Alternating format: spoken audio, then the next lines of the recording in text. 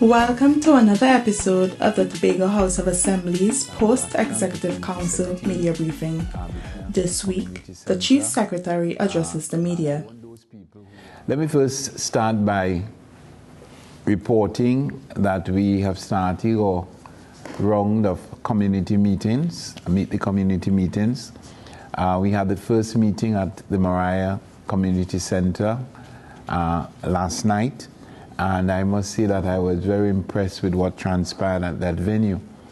We had an excellent turnout, both, of course, among the members of the Assembly, but most importantly, the members from the electoral district. We had a full house.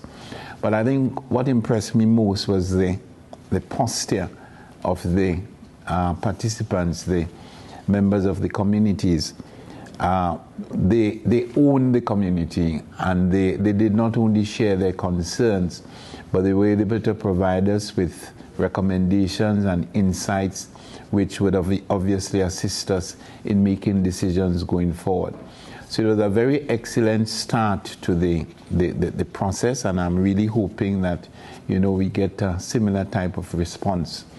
There are a number of issues that came to the fore, and we were in a position not only to report on what had happened since we visited the community the last time, and quite a lot had happened, but also able to respond to some of the immediate concerns of the residents. And I think all in all, the interaction was very positive, and I think it augurs well for what we expect in the ensuing weeks. Next week, Tuesday, we'll be at the Mount St. George Community Center for residents in the Bacalet Mount St. George electoral district. And then the following Tuesday, we'll be at the Goodwood Primary School for residents in the Goodwood Bell Garden electoral district. Earlier this week, I went to a particular area in my electoral district, Farm Road, and they indicated to me the challenges that they're having with water. And when I made further investigations in other parts of my electoral district and even from various areas in Tobago, I recognized that the situation is quite challenging. I had a chat with the manager of the Tobago district, and he confirmed that the situation where water is concerned, availability of water is concerned, that the situation is in fact quite challenging. Year on year, there is a decline in the water levels in all the major sources. I am hoping that sooner rather than later, that efforts will materialize to put in place the promise for the wells, operationalizing of the wells which had been tested last year, because that might be maybe the quickest way for us to alleviate the situation, because as you're aware, an investment in operationalizing those wells will give us something like 4 million gallons of water per day. But if we're talking about now that we're in February, and the situation is that critical, if we do not do something quickly, we are going to have maybe an even more challenging period than last dry season. I want us all to be aware that Trinidad and Tobago is one of the countries that has been put on a drought alert for this upcoming dry season. So all indications are that it is going to be challenging. So I'm going to be speaking to the people at WASA at the highest level to see what can be done to put in place, the kind of measures that could bring additional water into the system. But I want to reiterate what I had indicated earlier, and in fact I've repeated it on a couple of occasions, that we the people have to do what can be done in order to ensure that we don't exacerbate the situation. We have to really control our use of water, and we have to be, I have to say, parsimonious in the way in which we utilize water over the next many months, because the situation is critical. When I went to Farm Road, the people there told me that they had not had water in many cases for more than a week. And as you know, Farm Road is an agricultural area, and there were obviously challenges. We were able to get some water to them yesterday, but obviously this situation is not going to go away anytime soon. So I want to just give the people of Tobago the assurance that from the Tobago House of Assembly's perspective, we'll be doing all in our power to encourage WASA to bring those wells on stream so that the situation can be alleviated. But we are reiterating our appeal to the people of Tobago that we too have a role to play in making sure that we don't make the situation worse. I want to compliment the Division of Health and Social Services on its campaign to create an environment where the mosquitoes, especially the Aedes aegypti mosquito, does not breed, and of course where the spread of viruses like the Zika, the H1N1, dengue, that they are not spread by that mosquito. The Secretary reported that they had an exercise at Dial Spring which was very successful, and she wished to pass on to the residents of Dial Spring her appreciation of the level of collaboration that she received from the village council, from the residents, even from some business places where people had been storing, garbage and old iron and so on. And in one case, a gentleman moved out 95% of what he had stored there for a couple of years. It was a joint effort involving the Division of Infrastructure and Public Utilities, and they worked on the drainage and so on to make sure that the drains were cleared. And I think that this exercise has made Dial Spring maybe a little bit safer than it was a week ago. Obviously, there has to be follow-up, and the divisions have to follow up, and of course the people themselves have to follow up. They're going to be moving to Charlottesville next, and they're going to be making strategic interventions throughout Tobago. But this is not only an exercise that is going to be led by the Division of Health and Social Services.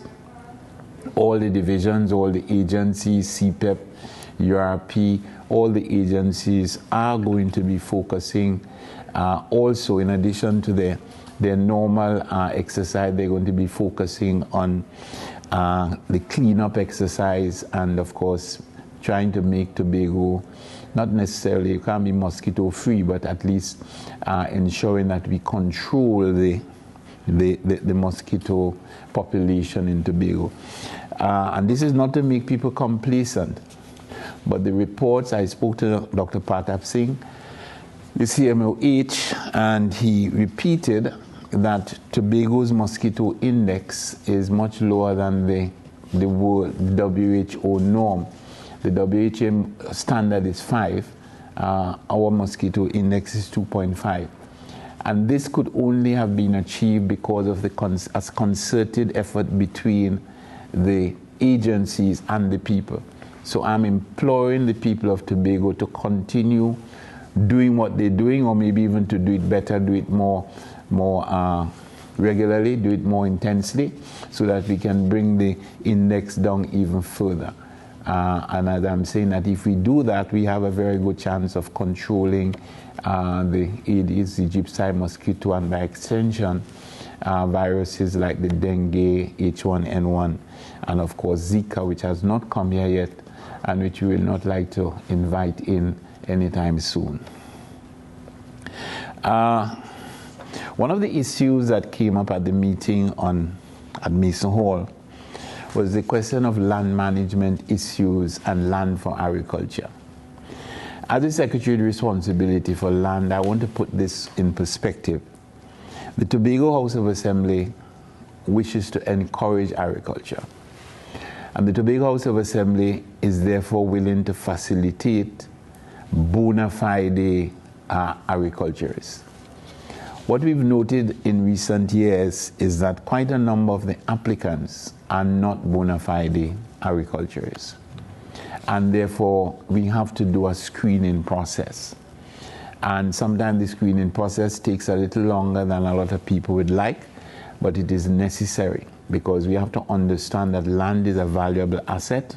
And if we invest in Tobago people's land, then we must invest them in Tobagonians who are going to bring benefit to themselves and to the island.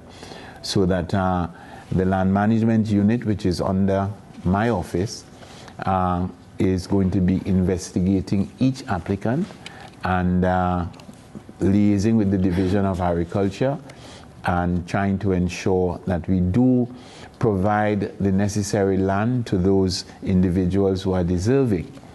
But on the other hand, that we try to screen out as far as possible those individuals who apply for land when in fact they have other intentions rather than getting involved in agriculture. To that end, I just want to advise that sometime within the next couple of weeks, we intend to hold a meeting to deal with the challenges facing the people at Lamy Road. Lamy Road is an extensive area used for agriculture, also for housing, and there are a number of people who have been living there who have not yet been regularized.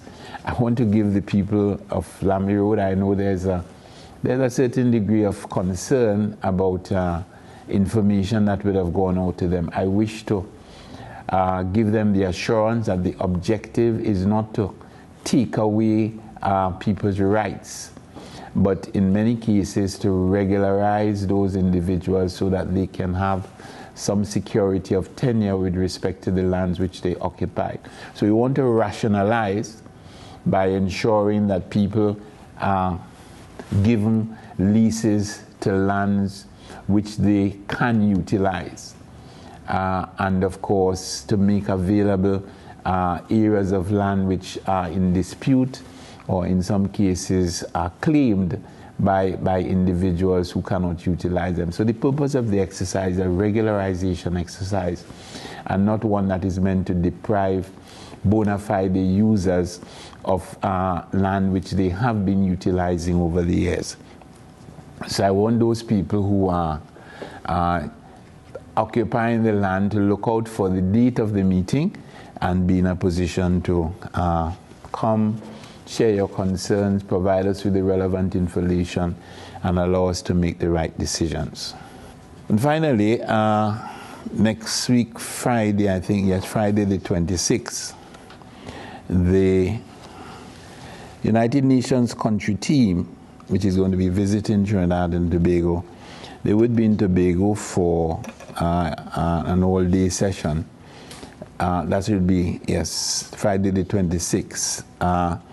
That session is really going to be one for reporting and coordinating the activities of the UN in Tobago. The session would start at 8. It's at the Pigeon Point facilities. And we're going to have a presentation by the THE on Tobago's priority development agenda, and where we will indicate the support that we're requesting from the United Nations. The United Nations would also present on what they have done in Tobago, and also an update on some of the ongoing projects. And then there would be a discussion and agreement on the plan of action for 2017 between the UN and the Tobago House of Assembly.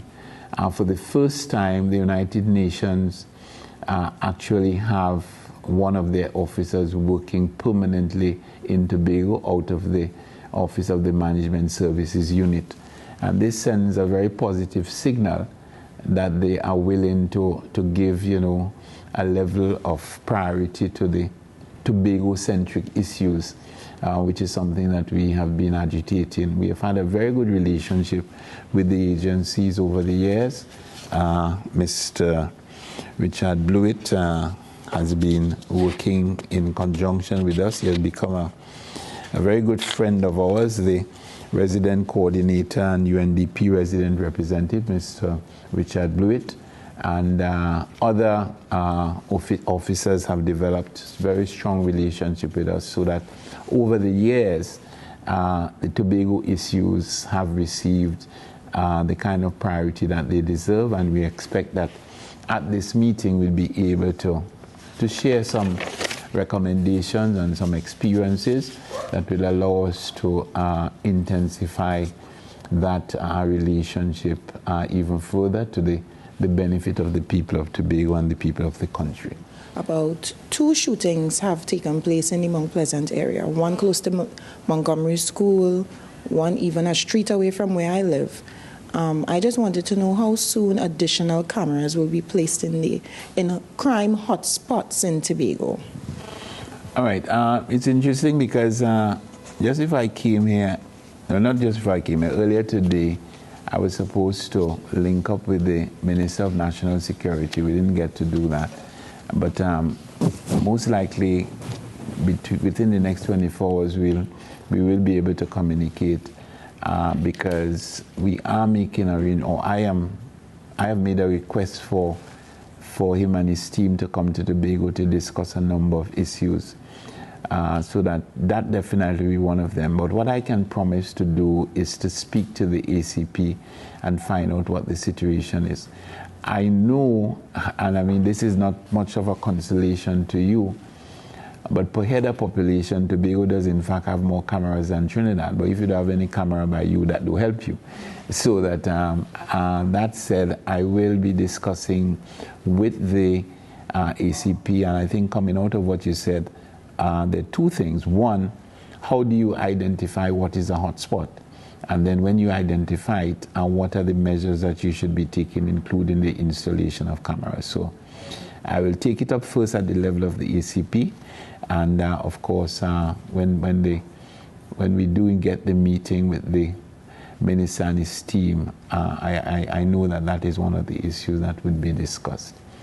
One of the things that I have recommended is our mindset as citizens of or residents of Tobago and our use of cameras. And as I said, I think I might have told you all this story already, where, you know, a gentleman was talking to me and I became quite introspective. And he was telling me, you know, about the amount of money that we would spend on changing a television or changing a fridge when you already have one. But the idea of installing cameras to protect $1 million house, we don't do that. So I'm saying yes, the police will have a responsibility to install cameras, but they cannot install cameras everywhere in a short space of time. I know there are some cities in the world where every nook and cranny you go to, you're going to have a camera. We haven't reached that point. So I think at this point it should be joint. It should be us, the citizens, also doing what we could, especially people who own business places. If we can get business places of all sizes to really install cameras, you'll be surprised to know the kind of coverage that we're going to get, because many of the crimes that have been solved have not necessarily been solved because of footage from the official police cameras. Many of them have been footage from the privately installed cameras. So I take your point, Ms. Williams, but I think that aspect also has to be emphasized. Ms. Susan Phillips-Jack has mentioned quite a number of times that she has not received the arrears of the grants that she had been receiving in the past. We've tried many times to contact the Division of Health to speak with the administrator, because Mr. Cunningham said to us that it has now been passed on to her and we should deal directly with her. We've been calling her for several weeks and she has never responded. Eventually, we spoke with Mr. Cunningham again, and he suggested that we speak to Mrs. Groomduke. We got Mrs. Groomduke, but she was unable to talk at that time, so we were passed on to the communications person for health, Mr. Rion George. And so we asked him if he can relay the message to Ms. Otley that we are trying to get in touch with her in regards to the Silphil home. And we have never gotten a response back from her. In fact, when we called the last time, she said direct all of our questions to the communications person. So I would like to ask also, in addition to where are we with in regards to the checks, because she received one for January yesterday and she hasn't received any since about August to November. We want to know what is the procedure really. Can we not call the office and speak to the relevant people without them passing us on to the communications person, because we have not had any dialogue with anyone. And we need to move forward because people are also calling us. So it's not that just we are calling them to get the information. We are calling on behalf of people who are interested. We are calling on behalf of Mrs. Susan Phillips-Jack, who has expressed concern that she doesn't have enough money to cover her arrears. Let me answer as many aspects of the question that I could, because obviously some of the operational issues I would not be aware. But I can tell you what I know. And what I know from the perspective of the Tobago House of Assembly. Tobago House of Assembly has been highly supportive of that institution for a number of years. My office, for example, has given a couple $100,000, I'm talking about one-off, to assist in the construction. For very many years, they have provided varying types of assistance. And I know that at the level of the Executive Council, they would have formalized, that whole process and indicated that the institution should get X amount. But there were conditionalities. In other words, we are not going to take taxpayers' money, Tobago people's money, regardless of the circumstances, and give it to any institution except the institution is willing to provide information that the money is going to be utilized for the purposes for which the Executive Council intended and which the people of Tobago would want. I am not aware as to the reason why, but I suspect that if the Executive Council had in fact approved payment and the payment was not made, there is, and I want to be very careful, there is a possibility that the conditionalities were not met. And I'm saying, therefore, that sometimes when these things happen, one should not see the Tobago House of Assembly or the divisions as being highly insensitive, because this is the same Tobago House of Assembly and the same division that has, as I said, given hundreds of thousands of dollars in one-off payments or one-off contributions to the construction, that over the years has been consistently supporting this institution. I'm certain the amount of money spent by the Tobago House of Assembly in supporting that institution would have run into the millions. And if there's a delay at this point in time, I suspect, and I use the word, I suspect that the delay would not be because of any desire to create unnecessary hardship, but it might have been that they are not necessarily meeting their side of the commitment. I'm just suggesting that that might be a possibility. With respect to the question of information, organizations, divisions, whether you have an organization, even your organization, you always have got to be very clear as to who are the spokespersons on what. In other words, if I call your office or your company, there's a certain kind of information that you can give me and a certain kind of information that you would not be expected to give me because of the, the information that you have, the position you hold, the sensitivity of the information. And I suspect that that might have been, that could be the situation in some cases. That said, however, there must be some definite process by which information should be passed on to the media and passed on to people. So that it is something that I would raise with the Secretary. But it doesn't mean that when you request information that you should get it from anybody who asks it. But if an organization said you should get the information from X, and you get in touch with X, then X should be able to provide you with the information. So it is something that I can always ask a question about. But I'm just saying that I do not believe, as I said, that if the monies were not paid, that it is only because of something, of a fault on the part of the division. I think there might be, as I say, more in the mortar than the pestle. Following from that, in that case, wouldn't it be helpful if we were given that information as well, so that we can also let Ms. Phillips-Jack be aware of it? So, well, the point I'm making, you see, yes and no. If Ms. Phillips-Jack has had a relationship with the division over years, has a concern, is the press the best way to solve the problem, or the press a way to get the information out to the public? Because if there is a breakdown between Mrs. Phillips-Jack and the division, and there is, something that she's supposed to do, or some misunderstanding, that misunderstanding can only be addressed through dialogue. And the dialogue does not necessarily have to have a third party.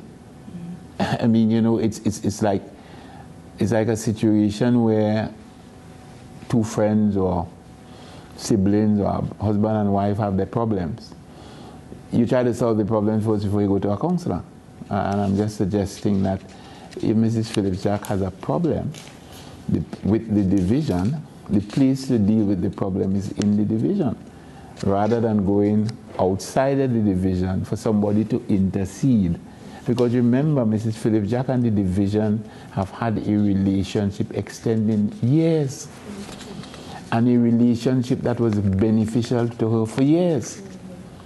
The question you've got to ask yourself, if there is a challenge, where should that challenge be addressed? Not in the public media. Media has a role, but the media's role is not to resolve issues. The media's role is to make information available to the public. And I'm saying that the information should be given to you, but you should not be given the responsibility to resolve that problem. That is a problem between Mrs. Phillips-Jack and the division, and I'm suggesting that maybe what is requested is a sit-down and dialogue between them, and then when they've resolved the issue, then they pass on the information to you. Just your general thoughts on the current state of the PTSC fleet of buses in Tobago, because it isn't where it should be at this time. People are still complaining that they're not able to get buses and not able to get buses on time. Yes. Well, that issue came up at the meeting at Mariah, and the Secretary indicated that he is continuing discussions with the PTSC. What I want to put on the table is one of the challenges that we've had in Tobago is that we have not been able to benefit from the buses using natural CNG, because we do not have a CNG station in Tobago. I am very comforted to report that the National Petroleum, we have identified land for them on the Friendship Estate, that the lease should be provided for them to sign within the next couple of weeks, and they have given a commitment that they would start construction of the CNG filling station very soon after they receive the lease. So when that station is completed in Tobago, then we will be able to have access to these CNG-powered buses. in the meantime, there has been a commitment from the Minister of Public Utilities, who would have met with the Secretary with responsibility for infrastructure and public utilities, I think sometime in the past 2 weeks, that efforts will be made to provide additional buses to Tobago. I know that towards the end of last year, a number of refurbished buses would have been added to the fleet. But based on what you're saying, it has not improved the situation to a manner that is satisfactory, and I think that is something that we're going to be addressing.